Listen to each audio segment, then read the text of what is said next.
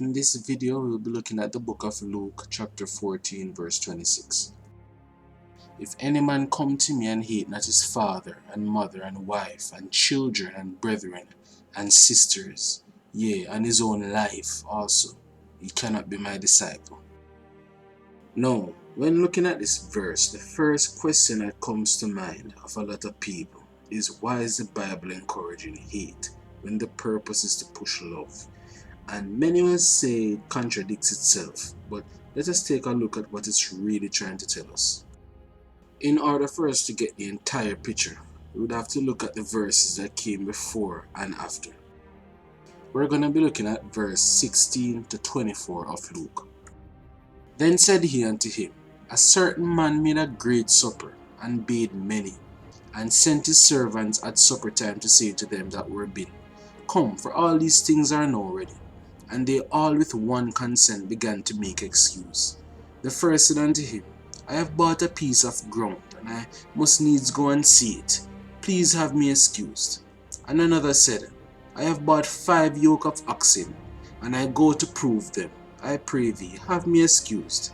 And another said, I have married a wife, and therefore I cannot come. So that servant came and showed his lord these things. Then the master of the house, being angry, said to his servants, Go out quickly into the streets and lanes of the city, and bring in hither the poor, and the maimed, and the halt, and the blind. And the servant said, Lord, it is done as thou hast commanded, and yet there is room.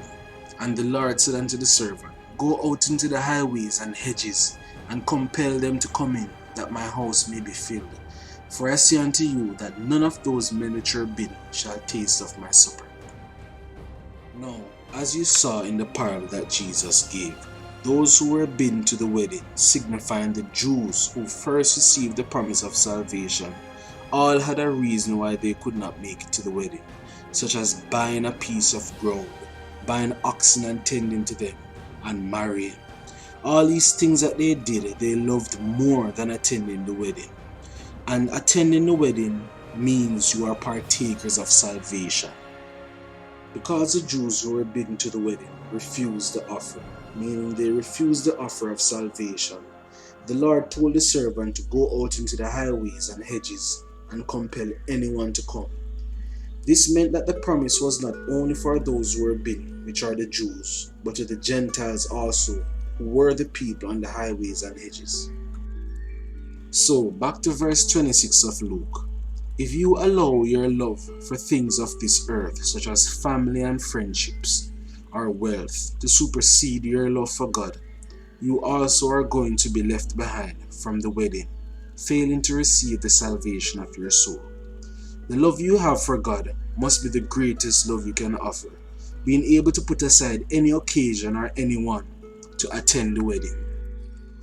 It should be a love so great that everyone else who experiences your love, it pales in comparison to the love that you show to God, which should manifest by you choosing to attend the wedding, following the words of God over the words of your father, mother, wife, children, and brethren.